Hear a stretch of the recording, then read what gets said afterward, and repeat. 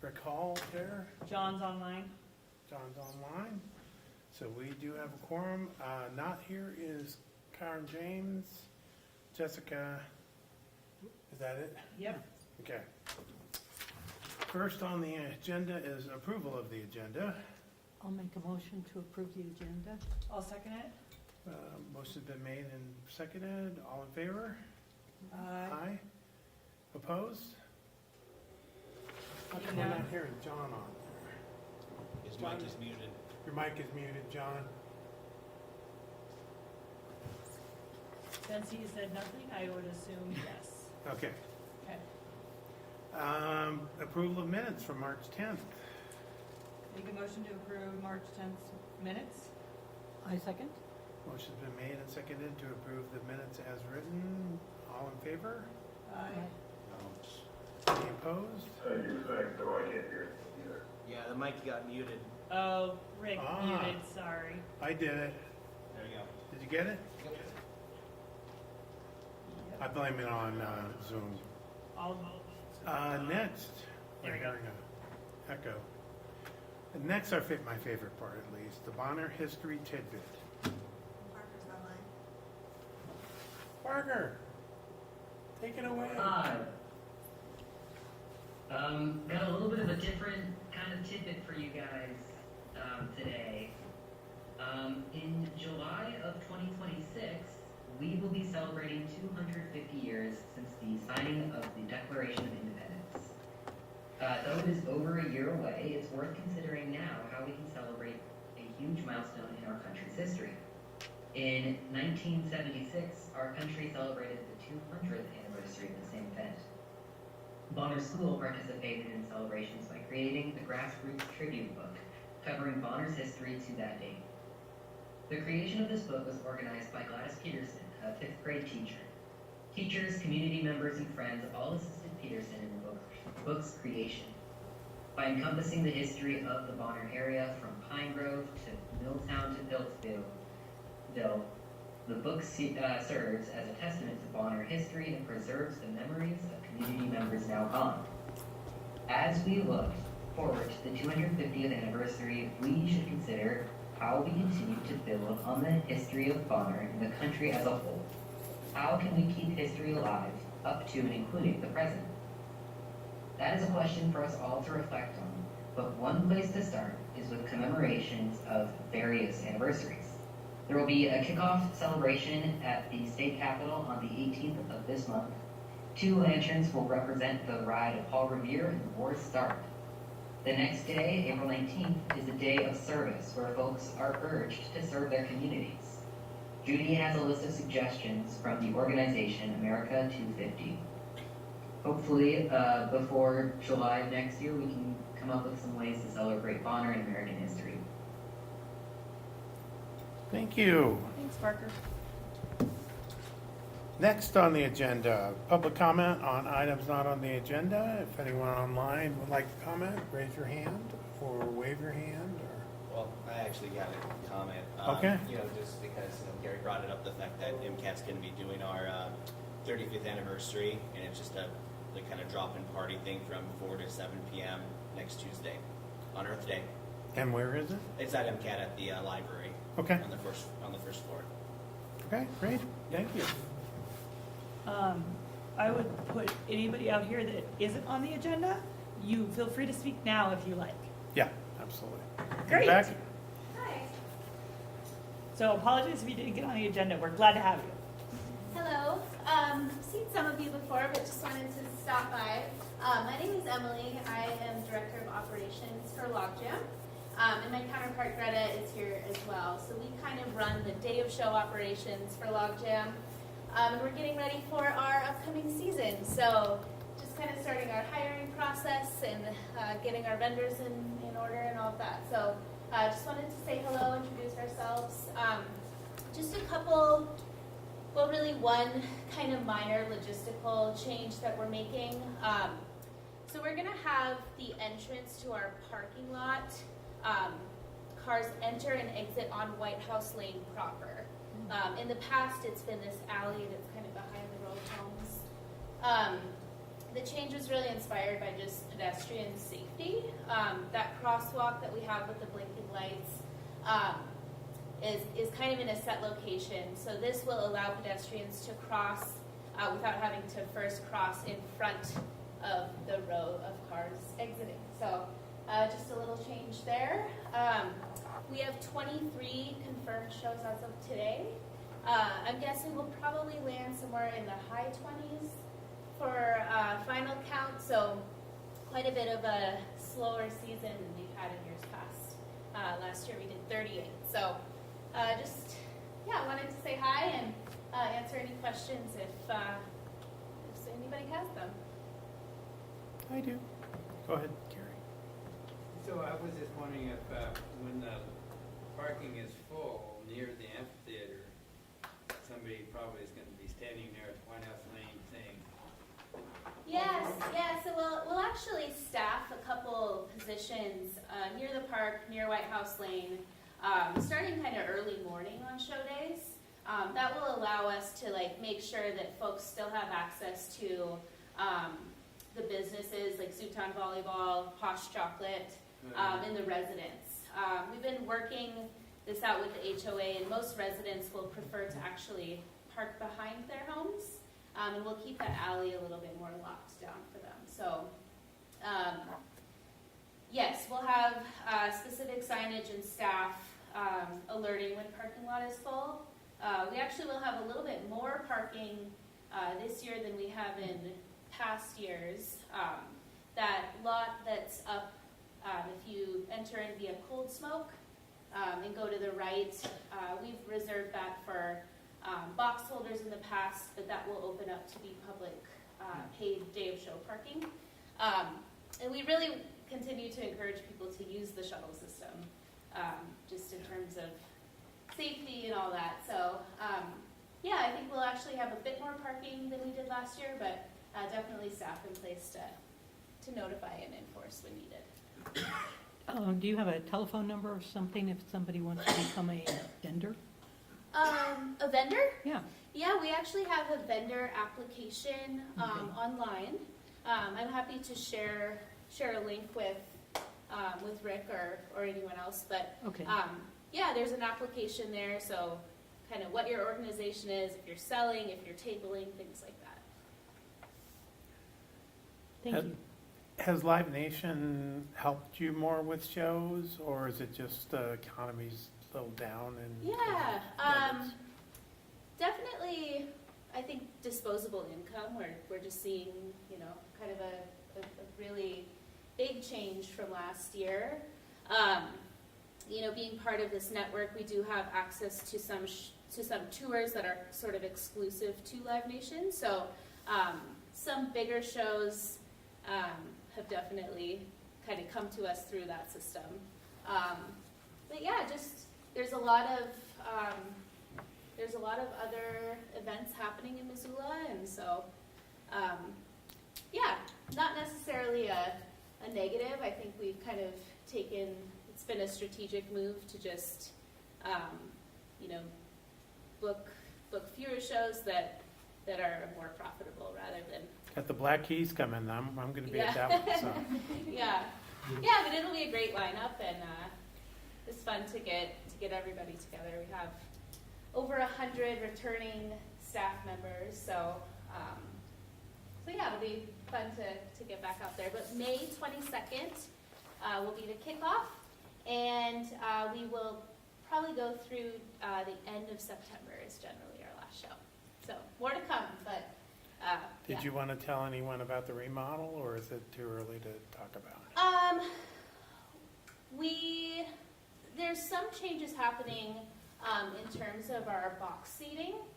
We're reconfiguring that a little bit, and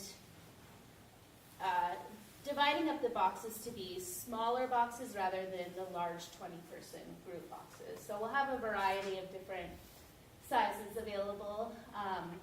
But yeah, looking to kind of create more of a VIP upscale experience for smaller groups. And then we do have the option to have some larger groups utilize those as well.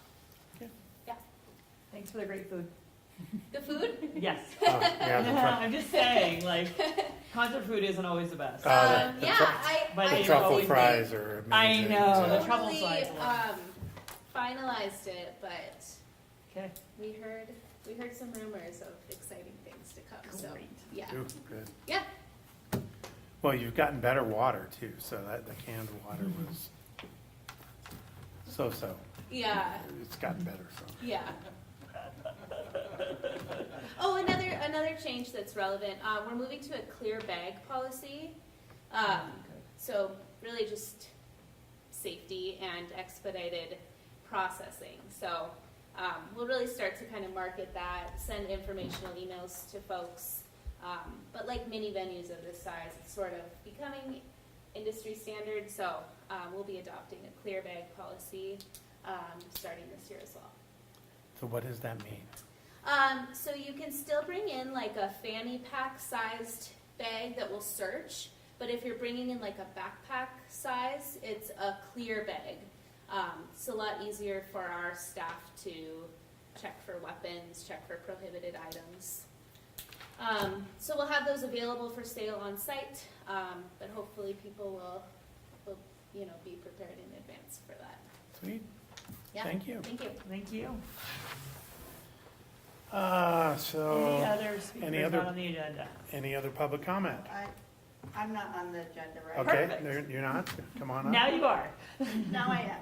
That's what, So I'm from Missoula Aging Services, and I asked if I could come to get people's ideas of how to kind of promote the congregate meals.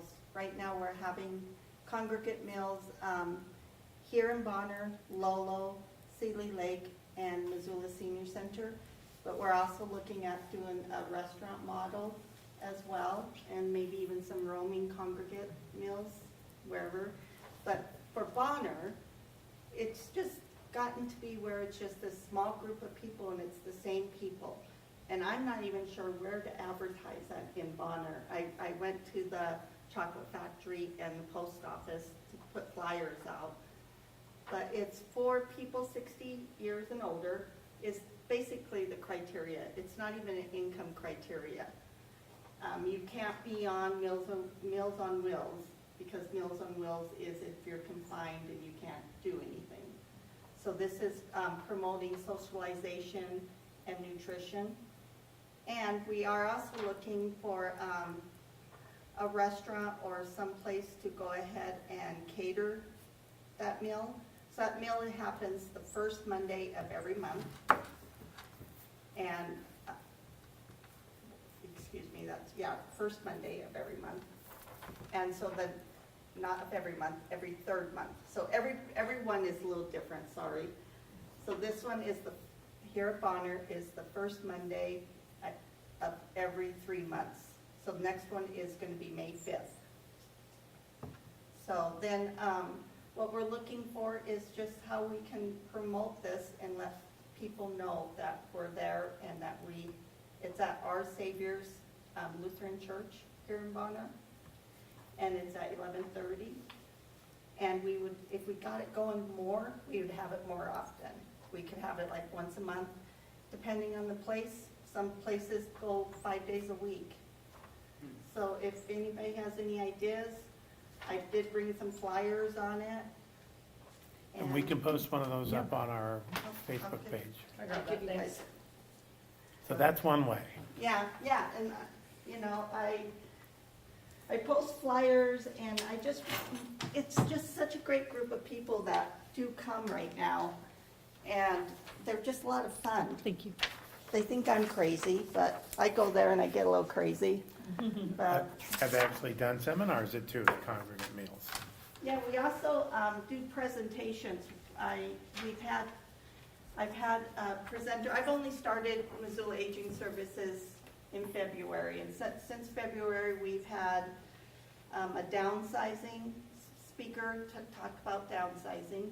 We talked about financial security for the aging and how to handle that. But also there's like music. I think music is so therapeutic. I have a harpist who is working with me and is going to possibly do some of the congregate meals. So if anybody has any ideas, please give me a call at Missoula Aging Services. Services and let me know on how I can promote this more. Because it is a lot of fun and it's really important. And the food's good. And the food is great. What communities is this in already? We have Sealy Lake, Yep. and we have Lolo, Okay, and we have Missoula and Bonner. okay. But we're right now, we just got done talking with the state, and we're talking about doing restaurant model programs too, where different restaurants, and I got really great feedback. When I first got on, I called some restaurants to just talk to them, to see what their thoughts are on partnering with us. And so we would pay them so much a meal, and we'd give vouchers to the different older adults, and then they could either go to a senior center type facility or a church, or go to selected restaurants and just eat. Did you try River City? River City, he was supposed to call me back today. Him and I talked last week Mm-hmm. about catering, just helping with the catering, that one every 3 months right now. Mm-hmm. But we just today got the okay to go ahead and look more at the restaurant model with the state. Okay. Have you looked at advertising in some of the churches in East Missoula area? No, Like River of Life, and some of those. that's a really good idea. Because they do a lot of stuff within the food bank and some other stuff in there, so they might have a wider branch to go out to too, so, I love that, yeah. okay, yeah, I was, see, that's why I'm here. yeah, try that one. Anything else? There's actually one other church, there's a Baptist church in Winters that may want to, they have a group of people come together to worship at that church, just like the other church. We always think of these other two, and we never think of that one over there in West Riverside, so. Okay, I didn't even know there was one. Yeah, I know, it's not, yeah, All right, I'm gonna write those down. it's Hope Baptist Church. Home Baptist, okay. Recording in That sounds progress. great. All right, well, thank you guys for having me. Mute yourself over there, I'm trying. right? Hope Baptist. Okay. It Jane, says unmuted. Judy, Is there anyone else? And I'm gonna just turn this thing off. Technology, how wonderful. Yes, Judy. So like I mentioned, the 250th celebration is starting, actually, Paul Revere's ride's anniversary is on the 18th. And so Montana 250 is a state organization, a branch of America 250, who is planning this. It's a really long word, so it's the 250th. So anyway, I brought a list of suggested activities, and I don't know if the council throughout the coming year is going to be interested in sponsoring any of these. But you're sure welcome to do any of these or anything else that would bring attention to our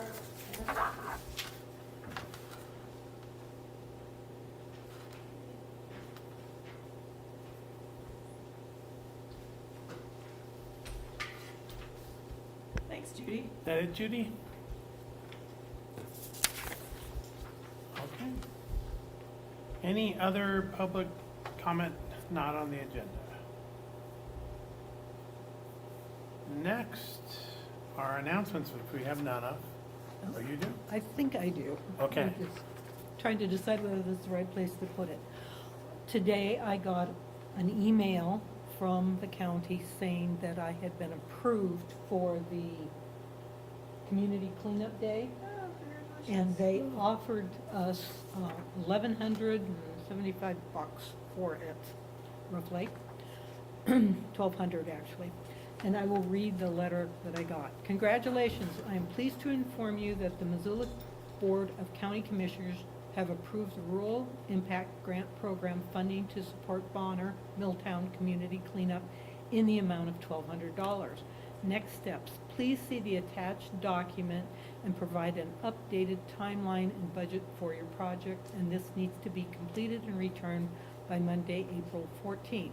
The timeline must begin April 24th and end by December 31st of this year. The budget must clearly detail what will be purchased with the impact grant award. Once we have received the updated timeline and budget, we will attach it to the contract and route it for review and digital signature to Bonner, to the email address that I have for the Bonner Community Center. Please note that we have learned that the community councils are unable to accept grant funds from Missoula County. The impact grant is typically awarded on a reimbursement basis, so there will be a different process for the Bonner Milltown Community Council in which Missoula County will pay the invoice directly for the dumpster for the cleanup. After submitting the timeline and budget, we will be in touch to work with you on getting an invoice for the dumpster. We are excited to support Missoula County rural communities and see this project come to fruition, and we encourage recognition of Missoula County as project sponsor. Anyway, Signed by who? Signed by Claire Biddick, who is a different person that came and presented the stuff to us. She took over maybe a month ago, just as the application was submitted. So I don't know this lady at all. Anyway, I did what they wanted, and I submitted a timeline and budget. Okay. And what happened is they didn't give me as much money as I wanted. They gave me the money for the dumpster, but that is for a 5-ton maximum in the dumpster. And if it's more, then you've got to pay $90 per ton. Okay, there's no way of eyeballing how many tons have gone into a dumpster, so you have no idea what you're getting. Maybe you're getting less than 5 tons, maybe you're getting more. So what I'm going to do, and I don't know whether this is the time to do this, is request that this be put on the agenda for our next meeting to decide if you guys would be willing to fund the $90 per ton, maybe to $270 or something, just in case it comes out to more. Okay. But anyway, We'll so, put it on the next agenda. yeah, the deal is that I've made the announcement that we got it. Perfect. Yeah, we'll put that on the next agenda, no problem. Thanks, And, John. Okay, Good work. the application came out a little different than I talked about. Greg Morris gave me permission to locate it behind the berm off West Riverside, you know, a clear spot where nobody else is parking. So that's okay, I've got to let him know about it. I went back to Grizzly Disposal because all of a sudden they've got lidded dumpsters where I couldn't get anybody else to give us a lidded one. So right now we're back to Grizzly. And depending on how all of this is paid for, before it was that I had to prepay it.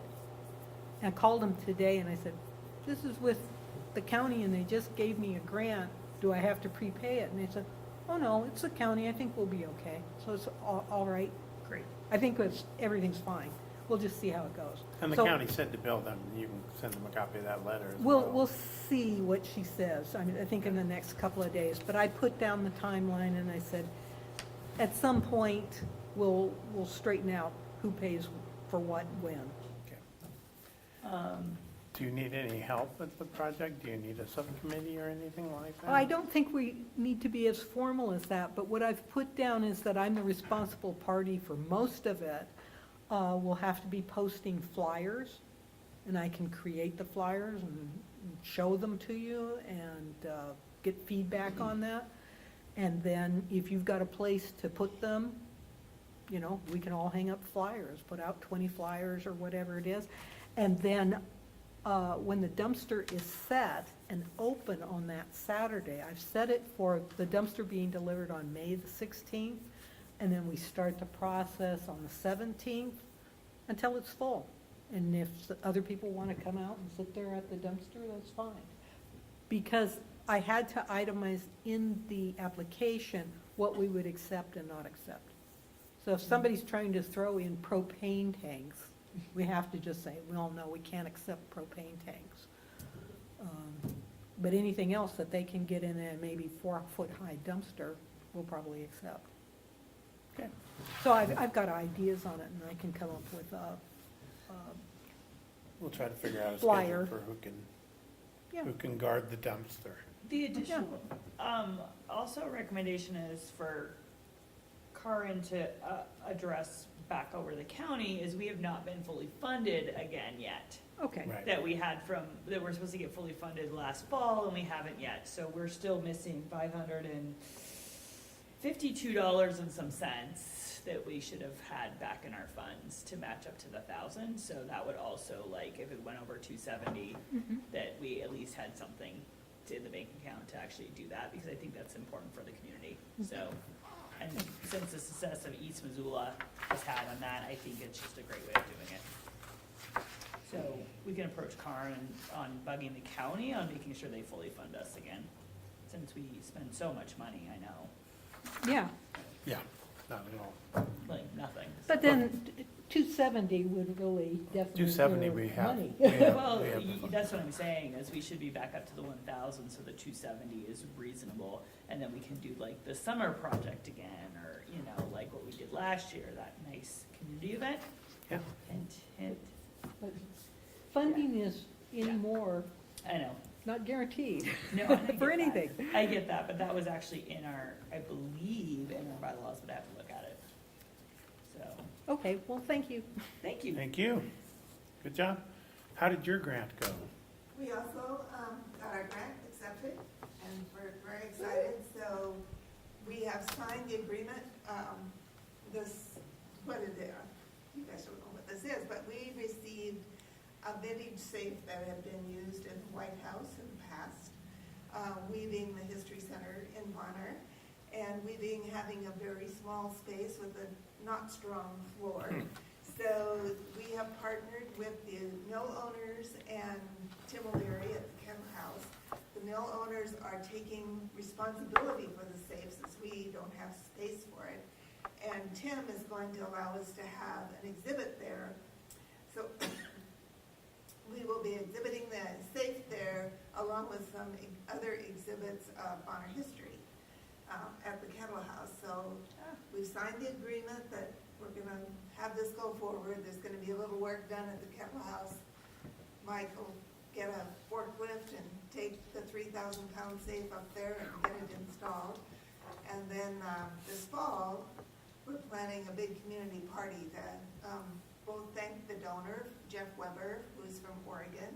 He's coming back, and just have everybody in to see the new exhibit and have a few celebratory brews. So that's how we're going to spend our money, not Great. on the party, but on the exhibit. Congratulations. Any other announcements?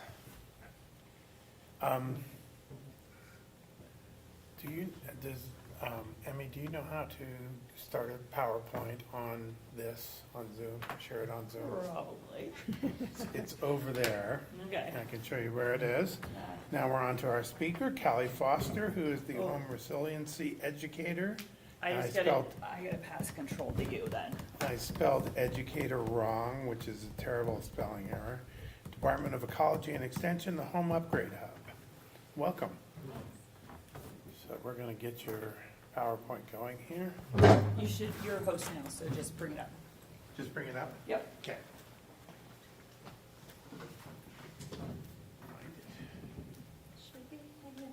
Right there. Yep. That one right there. There you go. And are you still okay with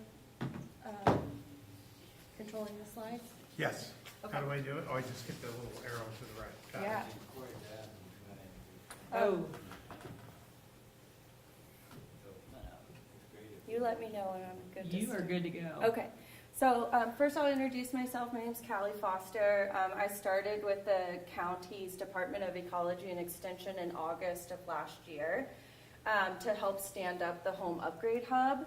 So it's me and Corey Dads. Corey couldn't be here today, but if you go to the next slide, you'll see our titles. So I'm the home resiliency educator.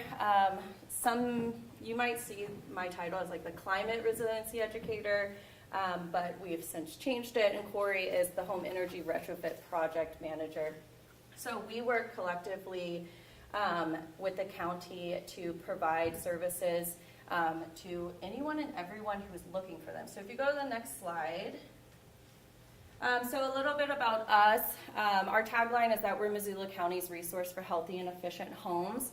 So really what we're trying to do is create a one-stop shop where any resident can come and access information on how to make their homes more efficient and guide them through electrification, home energy efficiency retrofits, and resilient landscaping design.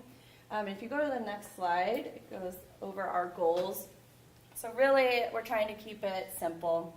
Provide customized whole home prescriptions. We know that everyone's home is unique to them and their needs. And so what we're really trying to do is provide guidance to folks who are looking to, like I said, electrify or have their homes be more efficient and healthy for them. Another focus is we're trying to provide educational opportunities to the community, really meet you where you're at and provide information that is applicable to everyone in a really easy way to understand it and implement measures in their own home. And then the last goal is to provide science-based information and resources. The difference between the Home Upgrade Hub versus an HVAC contractor that comes to your home, or if you go to Home Depot or Lowe's and are looking for information, oftentimes they're trying to sell you on a service or a product. Us, we're not trying to sell you on anything. We're really just trying to provide information for what works for you, your needs, your home, and your budget. If you go to the next slide, the services that we are providing right now and services that we're working on include a DIY home assessment resource. So something that I brought was, I think 10 copies of it. So there's a huge gap in the workforce when it comes to home assessments. So energy auditors, there's not one in Missoula. You can receive an assessment through your utility provider, but really those are also not fully comprehensive. So we're trying to provide you the resource to gather that information in your own homes, bring it to us, and we'll help you walk through what are the best choices for you based on your circumstances. Retrofit project planning, so that's really just us taking the information that you've provided us and gearing our suggestions towards your unique situation.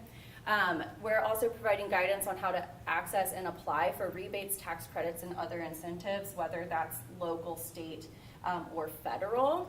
And like I said before, the public programming opportunities. Something that Corey and I are working on, specifically Corey, is an engaged contractors and installers list. We're not trying to tell you, hey, we really want you to go with this contractor. It's more of a list of contractors that are educated and excited about this type of work. Most HVAC folks, they just kind of want to plop whatever you have already in your home and tell you you're good to go, whereas there's a lot of different products and appliances out there that people aren't familiar with. And we're trying to come up with some guidance for contractor bid walks. We always suggest that you get multiple bids before a project, And then we are working with the landscaping and horticulture folks with the county to come up with resources for resilient landscaping outside your home. We're trying to tailor it more towards folks that live out in the county or in a more rural area versus Missoula urban, because everyone has different needs, and your proximity to, say, wildfires might be different than where I live in the more Missoula urban. If you go to the next slide.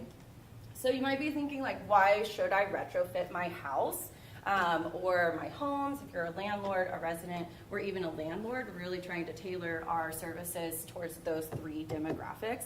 And so the why of planning a retrofit, the big one that we have found in Missoula County is that our housing stock is a lot older than maybe more metropolitan areas. So I'll start over here. So 53% of the homes in the county were built before 1980.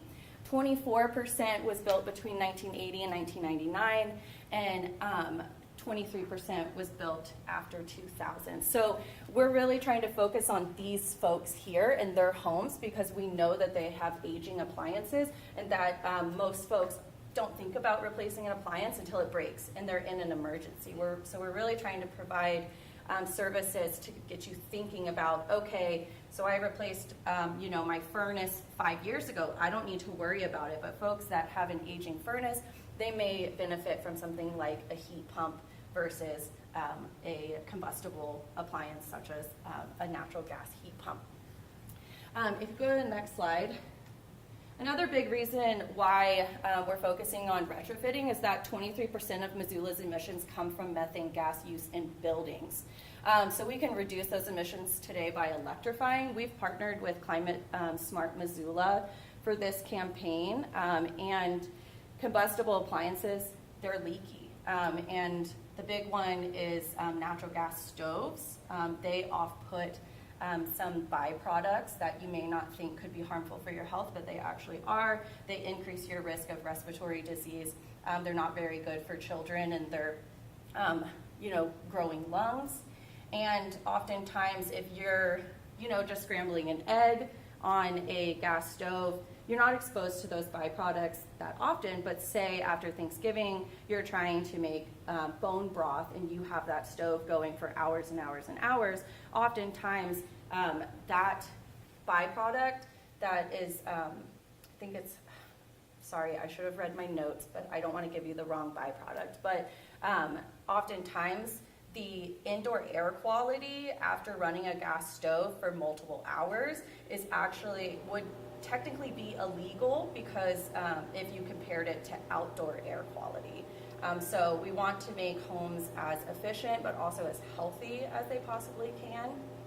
And if you go to the next slide, more reasons. It improves your indoor air quality, as I mentioned. Oftentimes, energy efficiency upgrades produce savings on heating and cooling costs, and also increase comfort in your home. These older, drafty homes, we're really trying to make sure that folks have the resources so they can be more comfortable in their homes, especially if your appliance is having to chug along and it's not as efficient. You're going to be running it a lot longer than you would if you had a more efficient appliance. And you'll be warmer in your home or cooler in the summer.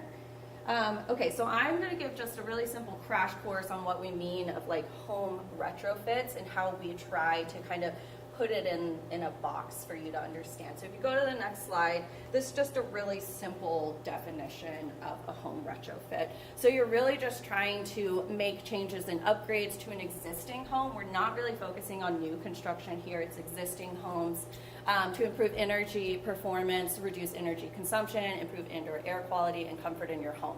So I don't really get into a prescriptive list here because that's going to look different for every single person. So if you go to the next slide, I kind of broke it out. I should have put step 1 through step 5, but the first step is really assessing your home, and you do have options here. So as I mentioned before, Northwestern Energy and MEC, they provide in-person or virtual energy assessments. It's not going to be as comprehensive if you hired, a freelance energy auditor. But they are going to give you a good kind of jumping off point, and then you can wrap us into that, or you can just simply go through our services. As I mentioned, I did bring the DIY home energy assessment tool. I do want to mention that if you have mobility issues or, you can't really access a crawl space, we are trying to figure out ways to provide you guidance where you don't have to do that, and we can kind of go off of some of the other information that you've given us. And then hopefully next year, we're going to provide home visits for folks. So if they can't access the information in their home, one of us can stop by and we'll get in that crawl space for you. So I did put up a visual here. These are just typically air sealing trouble spots, and air sealing is the first thing that you need to do after you assess your home, because there's no reason to put on, you know, a new appliance when you could reduce your energy consumption needs before installing that appliance. But these are typically places that you'll be looking. You'll be looking at the air barrier and thermal barrier, your attic air sealing, porch roof, the attic like hatch or basement hatch or crawl space hatch, windows and doors, fireplace walls, a whole house fan if you have it, ducts, recessed lighting. You'd be surprised the amount of air drafts that come through something as simple as like a wall outlet. If you go to the next slide, I included some photos of what the assessment includes. So you will have to look at your energy bill. It's best to have a full like 12 or 13 months of your energy consumption so you can see what you're consuming through the whole entire year. I'm sure you're all familiar with these energy guide stickers. They are listed on most appliances. If they're not, you can typically find them online if you just have the serial number. And this gives you a rough idea of how many kilowatt hours that appliance is going to be using per year. You'll want to assess your insulation. Well, insulation is kind of hard to get to, but that we have some tips and tricks. Recessed lighting as well as windows.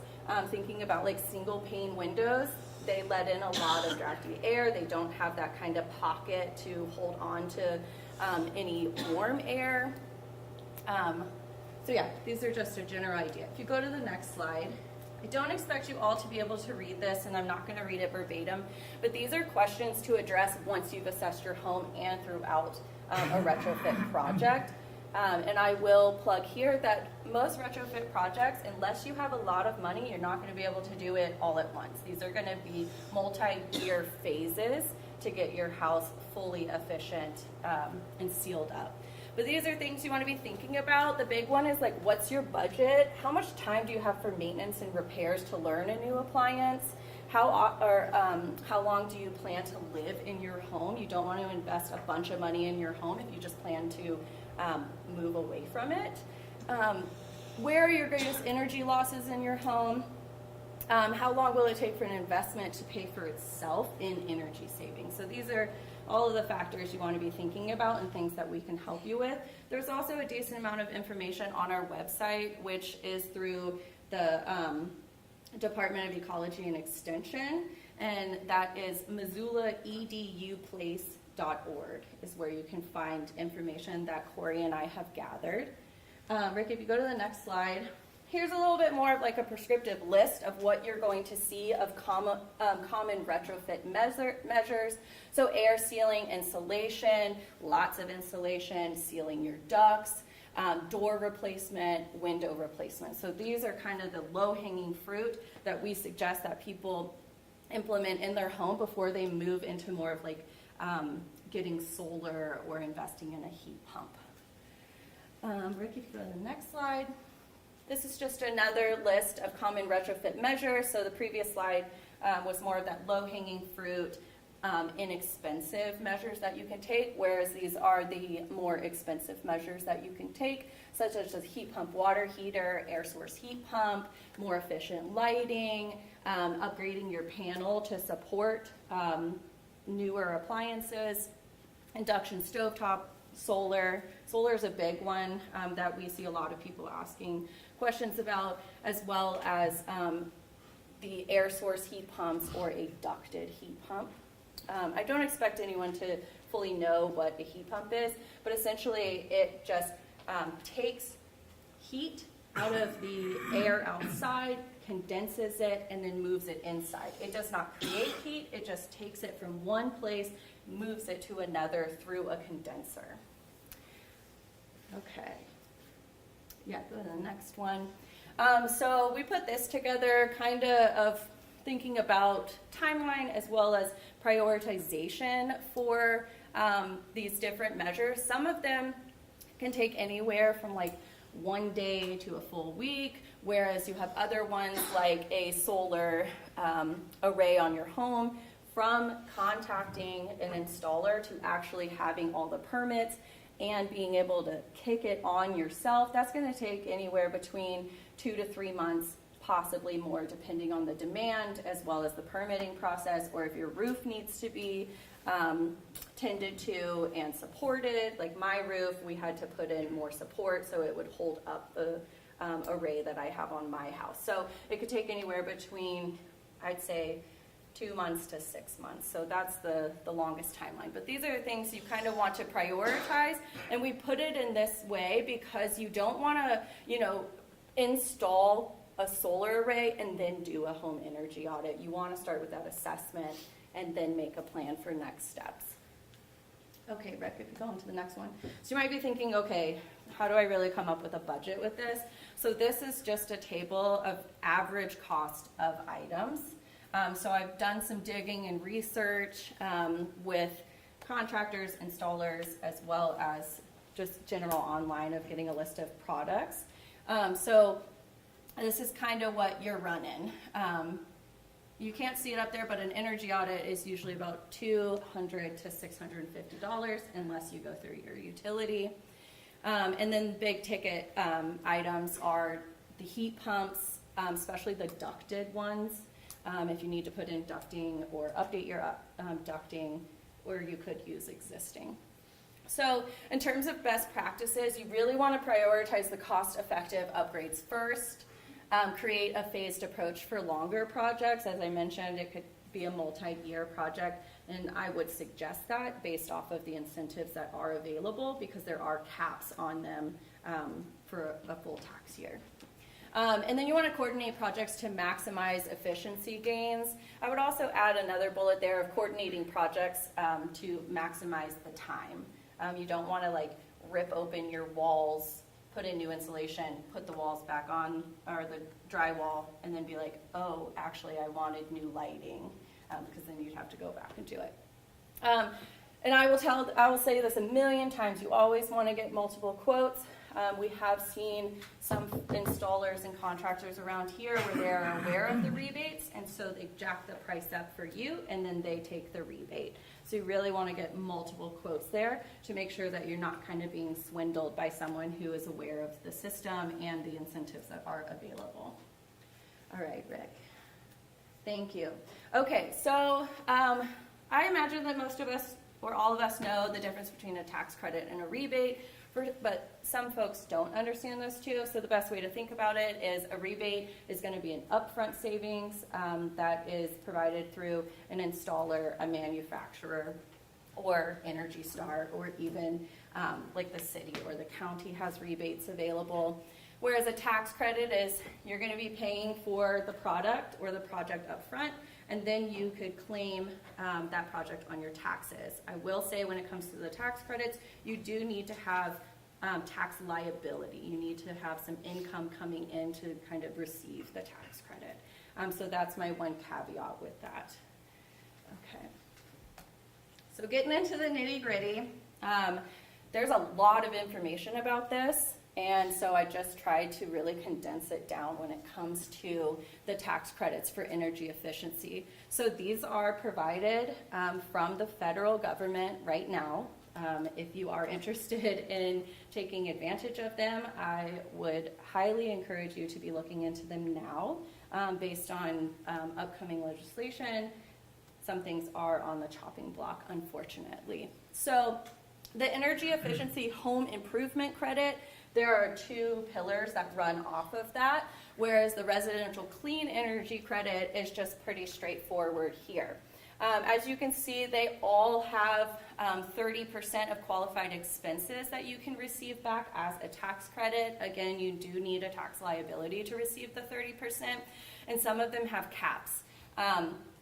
So these two they are capped at $1,200 and $2,000, so you can do a project from this column and this column and get a combined $3,200 back.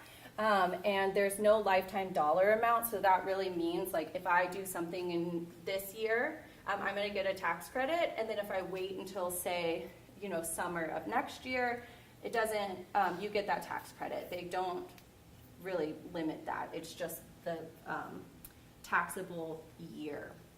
With this one, this is the most common one that we see, which is the 30% of qualified expenses. There's no cap on it. So that's the one where you see like free solar for all, or you see solar installers saying you can get 30% back. This is the one that they're talking about when they're selling you on it. Again, there's no lifetime dollar amount. And it seems that this is the one that is very clear on it may include labor costs, whereas the energy efficiency property labor costs do not qualify. It's just the cost of the appliance that you are installing in your home. So these two, well, I'm going to start with the first one. These are going to be things like exterior doors, windows, skylights, insulation, air sealing materials, or systems. The middle one, the residential energy property, they get into more of like air conditioners, natural gas water heaters, electric or natural gas heat pumps, electric or natural gas heat pump water heaters, biomass stoves, and boilers. So really, if this is confusing you, that's okay. You want to really look at the fine print that the IRS has provided, or you can contact us and we'll literally go through all of that fine print for you and tell you this is an appliance that you would qualify for or no. I just had someone 2 weeks ago say, hey, I want to get this tax credit, but the furnace that they were installing in their home was not efficient enough. So they had to go back to their installer and say, hey, I need one that's 97% efficient, and they got the tax credit. Rick, you can go to the next slide. So I also wanted to mention some local incentives that are available. So if you're with Missoula Electric Co-op, they provide rebates and you can file online. You just fill out a form and email it to them. So these bulleted items are the things that they include. Rebates are up to $3,500 depending on the product, and it's paid as a credit to your account or cash. I would not recommend, if you're getting a rebate of $3,500, to get it as a credit on your account because their utility price is pretty low. So it would take you kind of a lifetime to use up that credit. Northwestern Energy, they're kind of similar. They have rebates. You file online. These are the things that these are not just the things. It's a very long list.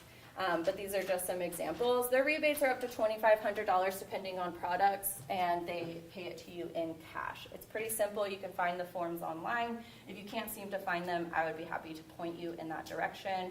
You just print it out. They go by itemized products, and the number of them that you have bought and installed, and then they approve it through their form.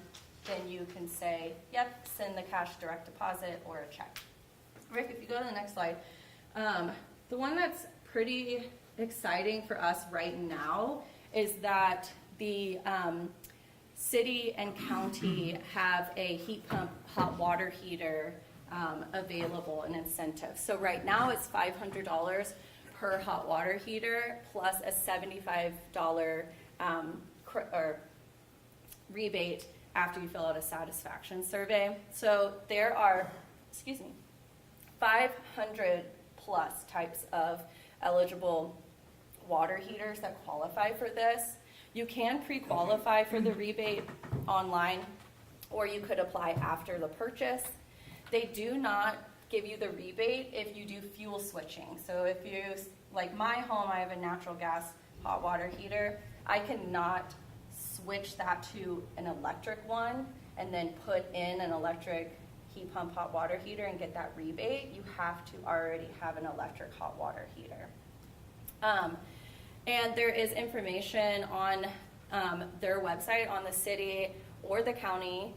We also have it on our website, and Climate Smart Missoula also has it on their website as well.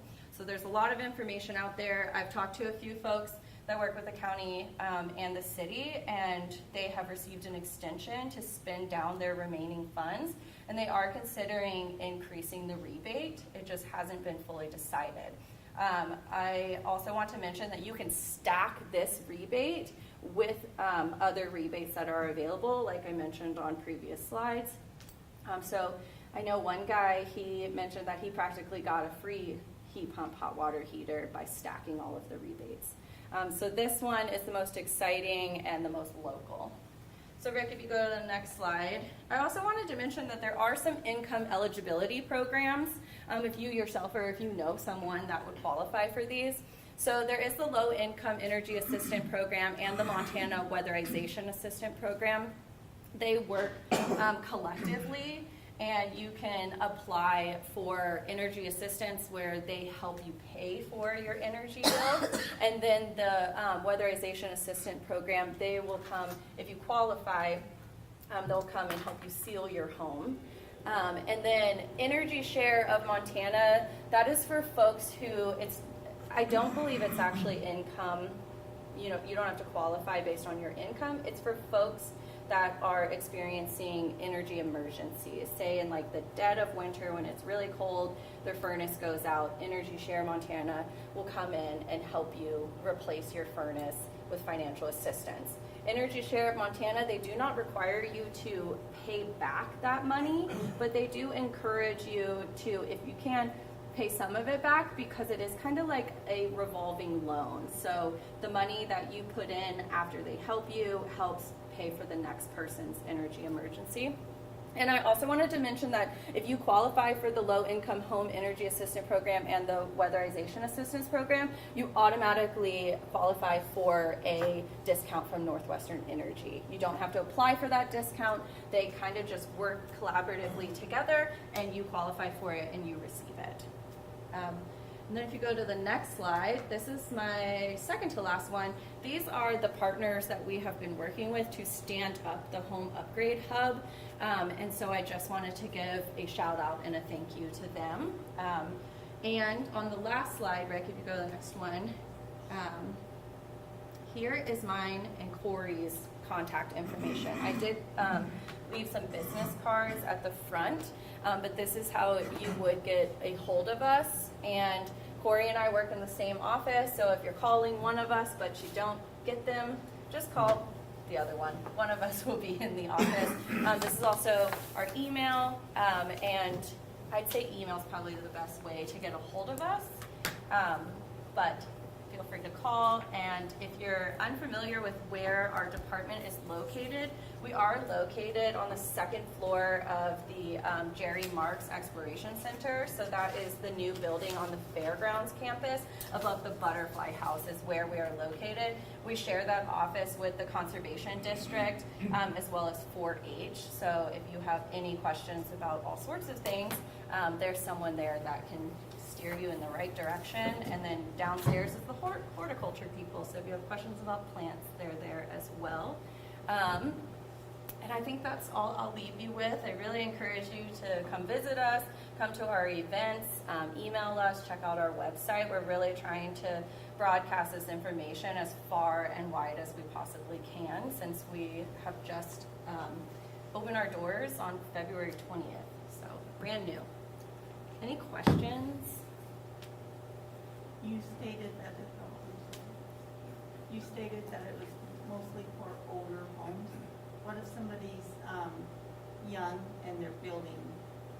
Can you get any of these things? We will provide information, but our focus is mainly on existing homes. And if we don't have the information about new construction, we are a part of kind of a larger network, and we can kind of steer you in the direction of someone that will have that information. Yeah. So this is really a valuable service that you guys are providing. Thank you. I'm glad you're doing it. I was some concerned that funding was coming from the Investment Recovery Act, and that might be discontinued. I presume that that's not the case, that you're fully funded and can keep operating. So we are going to continue operating. Our federal funding has been paused, and so we are figuring out a way to kind of get that back. But we are also funded partly through the county. So the county commissioners and our boss in our department, they are really gung-ho about this, and so they see the value of it. So although we're kind of in a holding pattern, we're going to still keep pushing forward and provide as much information and the services that I outlined on like our fourth slide or so. Yeah, good.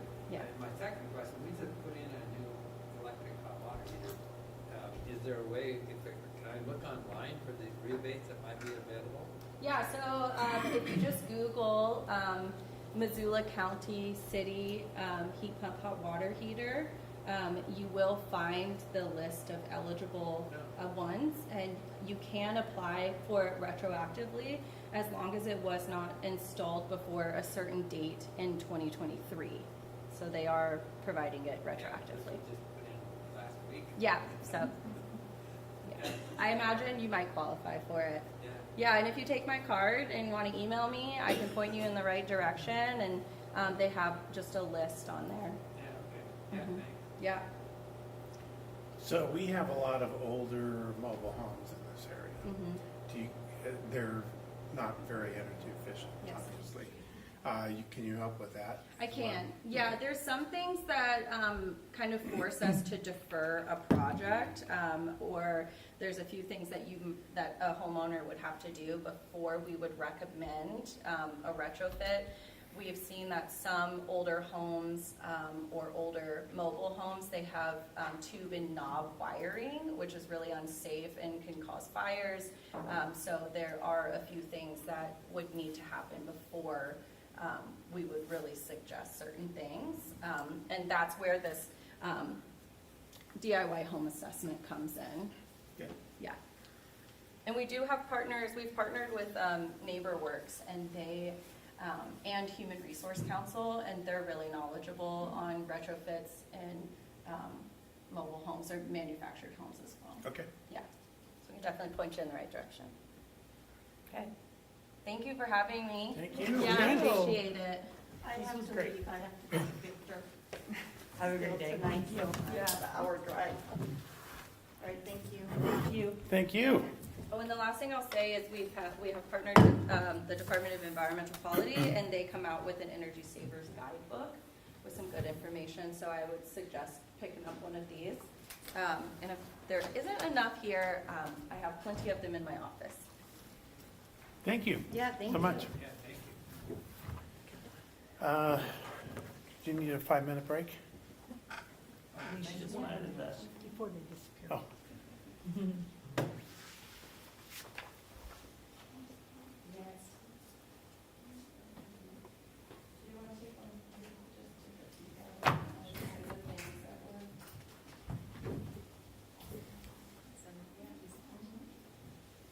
Thank you. Next item on the agenda is bouquet period. Did anyone besides me have a bouquet? I always have a book. I know you do, Gary. Go ahead. So the Dylan Houston and Bonner School has 24 eighth grade students in Washington DC on the close-up program. So it's a wonderful thing, bouquet to the school and Dylan, and for keeping that going. Our kids attended it, our kids in 1982 and 1984. It's been going on for a while. An excellent program. So bouquet to the school and Dylan and then close-up. Great, thank you. And I put this down just mainly so I'd remember this. I wanted to do a bouquet for Mark and Lacey Rathbun. I bet none of you know who that is. That's my landlord. And the reason that I wanted to do a bouquet, like many people, I live in a manufactured home in a park. And when I moved here, it is very difficult to find owners of parks that are dedicated to providing affordable housing and keeping it affordable and not selling to out-of-state developers and not constantly raising rents. And when I found the place I'm at, which is Circle J, I know that Mark and Lacey own Donation Warehouse, so you get an idea of the kind of people that they are. Their father owns a mobile home park in East Missoula. My space rent was $325 a month when I moved in 5 years ago. And when all the property taxes were assessed and it went up, we went up $25. And she apologized to all of us for raising our rent $25. That is a phenomenal value in today's world. And they are dedicated to keeping housing affordable and have made it very clear that If they ever sell, they will sell it as a co-op to the people that live there. And they are adamant about not selling it to developers, who they say they get contacted bi-weekly to buy the mobile home park. Because it's a great little moneymaker if you can take a park at double the rents. Because people cannot afford to move their mobile homes. We are captives there. And most of the older mobile home parks are too old to move and won't be accepted by newer mobile home parks.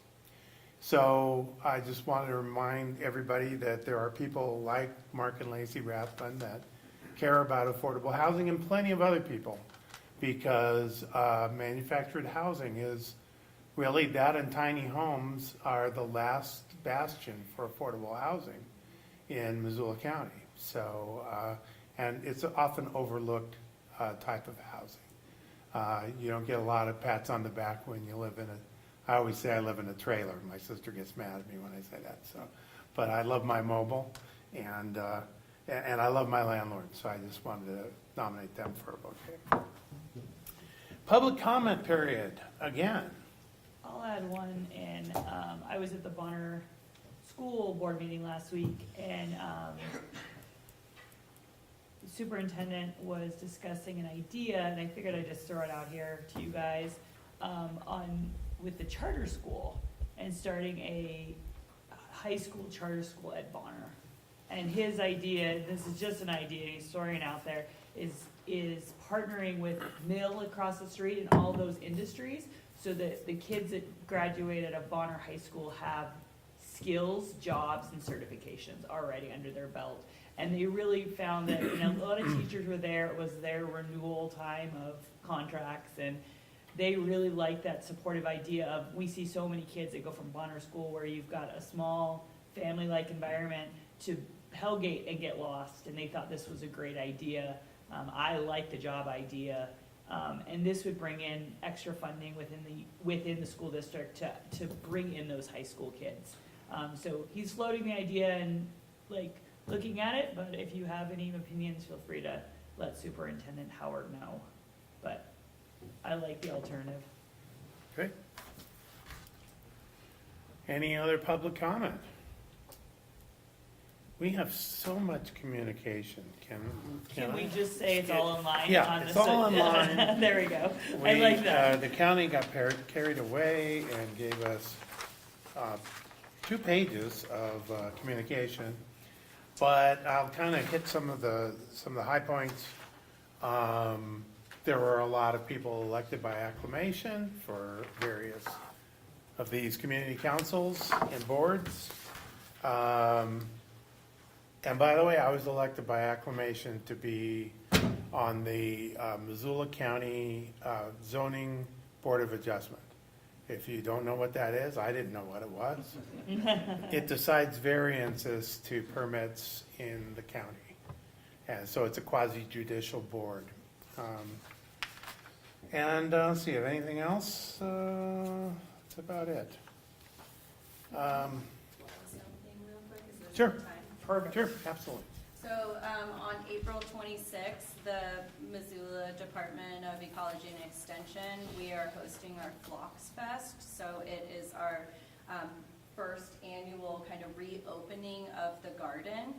And so we're going to have vendors, musicians, food trucks, all around the garden.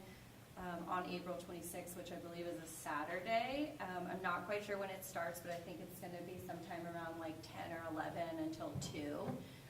And we're going to have, I think the theme is Rewild Missoula.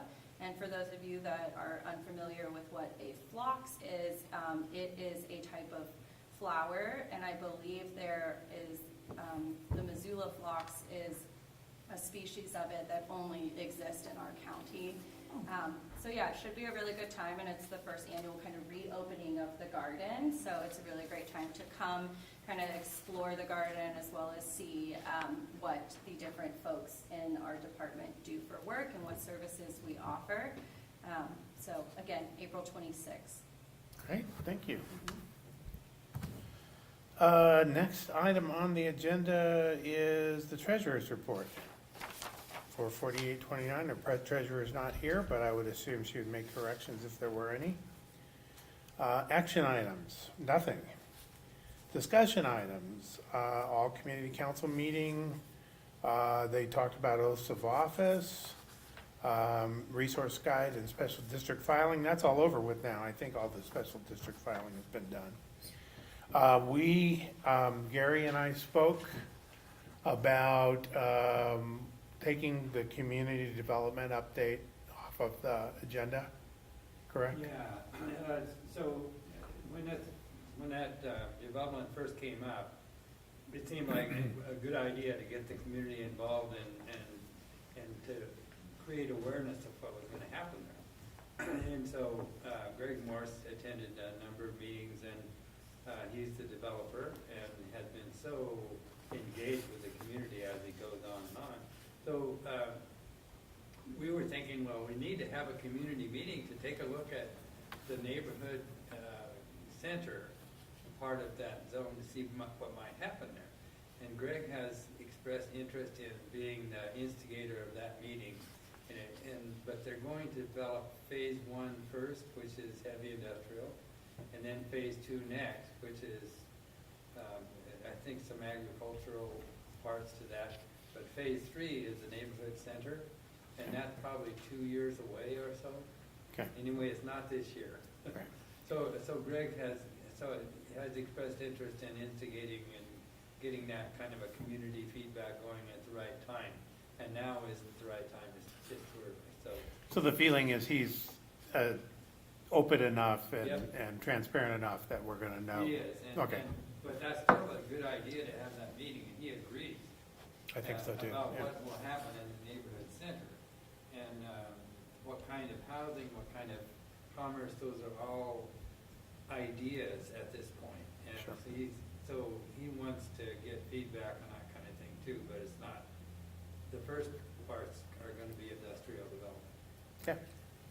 So Cool. can I make a comment on that? Sure. Is, I would say we're gonna take that proposed community development meeting off us, but I would like to keep community development updates in general on here for people to know that they can come and talk on this. So maybe it's not, maybe it's not Morse, but maybe it's something with town pump or something like that, that it's Yeah. just a regular thing on the agenda, that's a concern to show the community, that's something we want to put a spotlight on.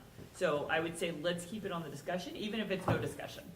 Okay. Yeah, because I think there's a dollar store Exactly. proposal. Well, You know. is there a dollar store proposal? That's the big question. I don't know, there's one in Sanders No- County too, no- so. Nobody knows. Is dollar store even in business? I heard that Yeah. they're bankrupt, so. So yeah, I'd say let's keep it on there, even if it's no update. No, that sounds perfect. Perfect. Well, and on that subject of community development, I would give you guys an update. Gave you an update before on the Missoula Land Use Planning Act that was passed by the legislature that essentially takes an area of public input from the project level and puts it at the planning and zoning guide, at the planning and zoning plan. So once the plan is, you have an ability to comment on the plan, what gets zoned what. Once it is zoned that way, under that law, whatever wants to go in that plot of land gets to do it as long as it's zoned that way, with no public comment. Yeah. So if you've seen the paper lately, citizens brought lawsuit against the state, and it's on hold because if any of us attended the board training, one of the things they drive into us at board training is public comment, public comment, public comment. And that is what is in the Constitution of the state, that for every project, there should be public comment. So I think that may not move much further. In the meantime, we're status quo on planning. And I will tell you, there has not been a meeting of the Consolidated Land Use, Consolidated Planning Board in 2 weeks, so we don't have any applications in front of us. So Rick, so is this a bill that passed, or is it a bill? Yes, there were two things passed last session that were intended to streamline development. to make more affordable housing. One is that any piece of property that can have a single-family residence is automatically allowed to have a duplex. That was passed by the legislature and hasn't been challenged. The other part was this Montana Land Use Planning Act that requires jurisdictions that are cities, essentially I think it's 7,000 people or more, to, we just rewrote the whole planning code, and now they have to rewrite it again. And it operates under a different type of a planning system with a place type and a street type and a use type. And who knows if they'll have to do it or not. But if that happens, it will take the city planning away from the county. That's one of the reasons I applied for the county board, was because I'll be out of a job if it actually happens, out of an unpaid job, if it happens. So, but right now, just go to work.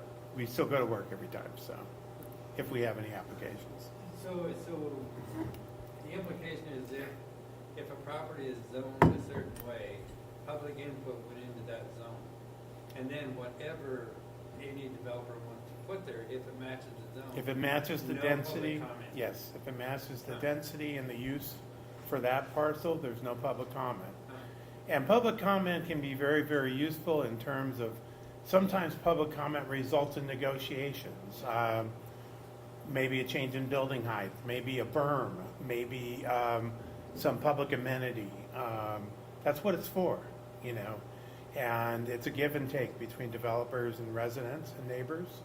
So it kind of takes that give and take out of it. That's my personal opinion. So. And that's the policy now? Because it's current or? Well, it's on hold. That law is not going to be enforced right now. Okay. So right now, it's the way it's always been. Yeah, okay. Yeah, so, yep.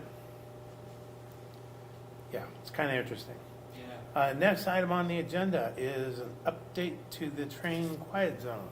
Well, there really isn't much of an update that I've got on it. Emily had given me some papers on special districts. It was something to think about, and I've gone through it, and looked at it. I imagine it's a little bit on the complicated side. I think so. Yeah. Yeah. I'm still looking for a way of getting out like a county-wide survey without having to go through the county to do it, just to see if people need it.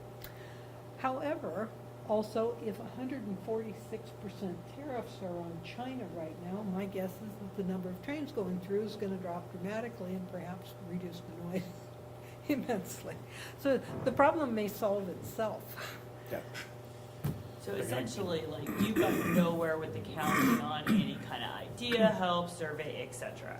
I provided you with a special district issue because mostly the county said the trains are not going to take the money to do it.